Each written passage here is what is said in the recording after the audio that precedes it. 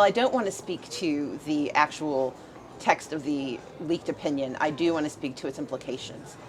What it means if it were to come to fruition is that communities would have equality based on their geography.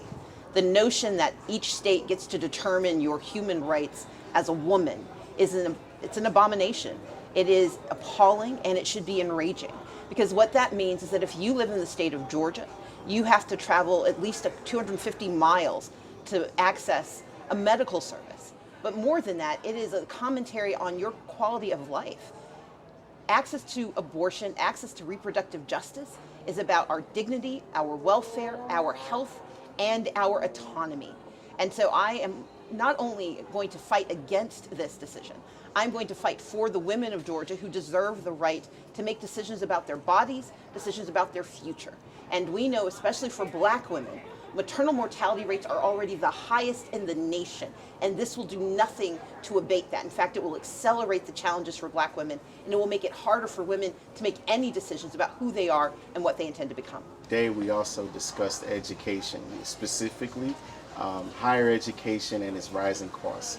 Personally, I graduated in 2006. Doesn't seem that long ago, but nowadays the cost of college is almost equivalent to buying a house. Yes. What would you do when you become governor in your first 100 days to address the rising cost of higher education and also the assault on our K through 12 schools? We know, let's start with K through 12 schools. We know that we have a funding formula that was designed in 1985. We should not be funding our children's education based on decisions we made during Atari's heyday. We need to be making decisions based on what it costs to educate smart, resilient, and thoughtful children in the 21st century. That means educating the whole child, and it means making certain that they have access to technology, to information, to mental health supports, and to all of the accoutrements that say that they can become stronger children. We know that this is a governor who has slashed billions from the budget.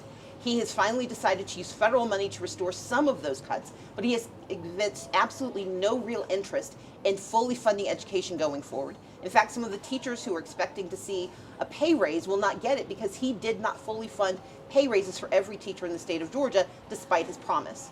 But when we think about higher education, we have students who are going to school who, as you pointed out, are expecting to take on debts that could buy a really nice home. And instead, they're trying to simply make it through 4 years of education. My first 100 days, I would expand the investment that we are making in education, for higher education, by creating need-based aid. A few years ago, Georgia passed a law saying we could fund need-based aid, but this governor has not seen fit to put a dollar into fully financing need-based aid in the state of Georgia. We're one of only 2 states that refuses to do so. While he did do a college completion grant, that only helps students who are in the last 20% of their education. Most of our students need help to get started, they need help to stay, and they need help to finish. And I intend to be the governor who thinks about the entire education of our students and not the easy answers at the very end. But overall, we need a governor who actually believes in the value of education.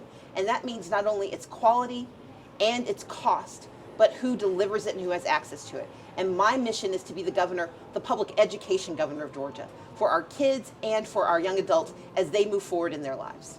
About criminal justice reform. The biggest things that we've seen, in the era of George Floyd here in the state of Georgia, we've seen the governor advocate and legislature pass laws that would prosecute people for protesting. What would you say to that? And also, could you speak to the larger issue of criminal justice reform? We know that communities want to be safe, but they also want to be just. And these are not mutually exclusive. In fact, they are yoked together. We have safer communities when people know that there is justice and equality, when they know there are resources and opportunity. And so on the first hand, we have to make certain we are investing in smart, thoughtful, community-led public safety. But that also means that we have criminal justice reform that looks at the whole community, that recognizes that when you have committed a crime, that crime does not stay with you. We do not create criminals. We have returning citizens who want to restore their right to be in our communities. And that's why we have to be a state not only of retribution, but a state of redemption. And that is something I believe in very strongly. Unfortunately, this governor has slashed budgets for intervention. He has undermined criminal justice reform, and he is criminalizing activities that help lead to the changes that we need to see in our criminal justice system. My mission as governor will be to make certain that we hear every voice, whether we like what they have to say or not, but that more than that, we are investing in returning citizens, but we're also investing in making certain we aren't making stronger criminals. That means working with young people when they make mistakes, instead of immediately turning them into young, incarcerated men and women, that instead we are working to get them the resources and the support they need, that we're working with folks while they're in our criminal justice facilities to make sure that we are giving them the mental health treatment and the academic capacity that they need, and that when they are finished serving their time, that they are allowed to have access to jobs, to health care, to housing, and to their voting rights. Those are all things a governor can undertake, and I intend to return to the time when we had a Republican governor who actually believed in justice. For 8 years, I worked with Nathan Deal on criminal justice reform. Unfortunately, under the last 4 years of Brian Kemp, we have seen a retrenchment on that issue, but I intend to make certain that criminal justice reform and public safety are at the center of my administration. How would you assure them that you will be involved and active in making sure that public education in Georgia is fair and equitable for everyone? When we hear the phrase divisive concepts, what we should hear is lies of omission. The intention of this governor, the intention of the legislature that passed that law, is to lie to our children about our past so they are not prepared for the future.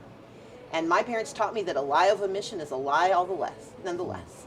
I intend to be a governor who tells the whole truth about who we are.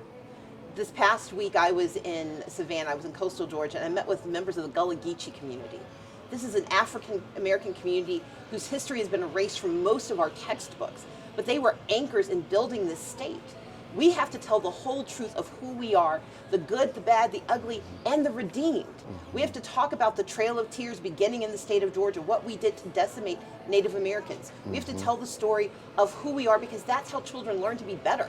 When we explain what we've done wrong and we talk about how we intend to do better, we teach our children how to be stronger. And so as governor, I will not only oppose any legislation that authorizes lying to our children, I will work against any legislation that allows books to be banned and that tells our teachers that they are supposed to be in the courtroom, not the classroom. My intention is to be the public education governor of Georgia. And that means investing not only money and resources in our teachers and in our educators and in our schools, but investing my time in making sure that we are developing the strongest and most effective young people that we can. Because I believe our children have the capacity for greatness, and I want to be part of making that so.